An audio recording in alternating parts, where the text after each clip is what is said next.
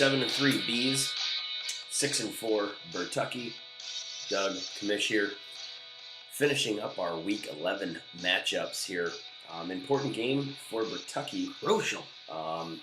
Killer Bee seems like he's pretty much solidified a spot. At least, if nothing else, should be able to get in some way, shape, or form, unless he really blows it these last couple weeks, which I don't know if that's going to happen. Matt Schaub against Tennessee is a tremendous matchup. Yes. Phillip Rivers against Denver is not a great matchup. Carson Palmer against Oakland is an okay matchup. Does B switch us up and go with Palmer yet? Is he still going to roll with Rivers? Stick with the Rivers. It seems to be working for you, Bees. Mm-hmm. You giant sass. It seems to be working. Okay. Roll with it. Stick with what's working. Okay. But do you like Matt Schaub better here, though? Of course I do. Tennessee's defense is horrible, and Schaub is on a roll. Mm-hmm. And look for him to hit all his receivers. Maybe even Moats or Slayton or whoever's running the ball out of the backfield for some big gainers on the screens. Okay. Going to the running backs, this is where it gets interesting. Yes. Jake is only running one running back with Jonathan Stewart, who has a questionable tag, which he's had there all year. He doesn't practice. Now, it's a short week, so you have to take that into consideration. On the other side of things, Killer Bees has D'Angelo Williams, who has a questionable tag. Now, do you play D'Angelo Williams if they're still saying at the beginning of the game, well, he could play some, but he's maybe not get the full load. If you're Bees, do you play D'Angelo Williams, or do you just say, you know what, forget it, I'm playing Frank Gore? And is there any benefit to Jake here with playing Jonathan Stewart?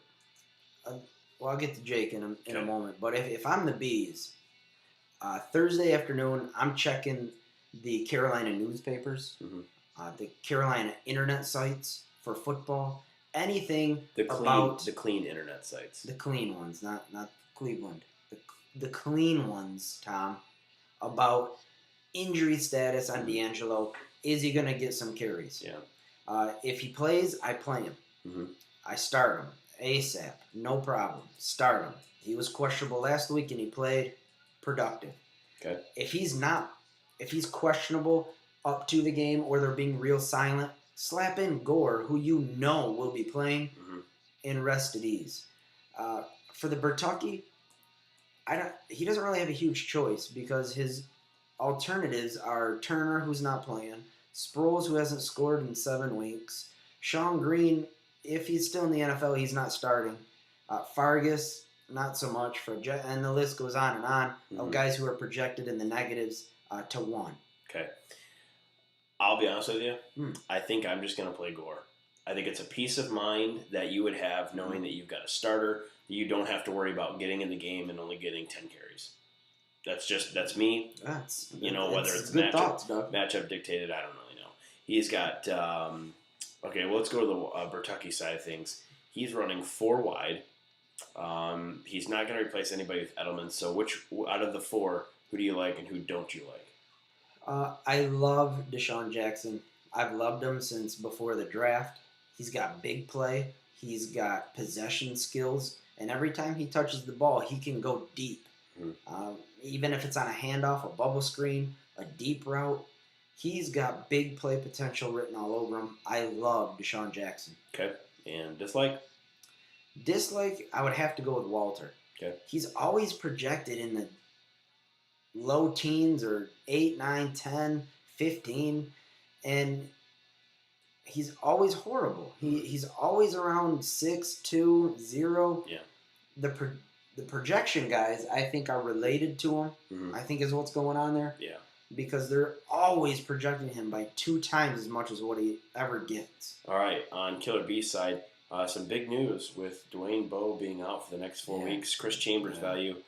You have to think that it sounds like Kansas City knew this was coming for Dwayne Bowe, and that's why they picked up Chris Chambers, which makes sense. At the time, we were kind of all wondering, and that long character, they brought him up and put him in a role that he really wasn't ready for yet because of this suspension. Yep.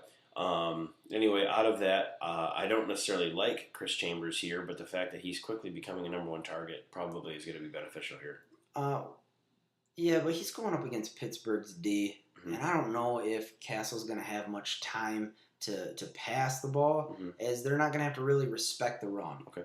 So I think he's overly projected as everybody is, but more so him than the norm. Tony Gonzalez against New York Giants and Greg Olsen against Philadelphia. Philadelphia gives up the second most points to opposing tight ends. Greg Olsen is coming off a couple weeks where he's had some good looks, good touchdowns. Tony Gonzalez going against New York Giants. They give up a decent amount to tight ends as well. Not as much. Who do you like here? It's going to be a draw on this.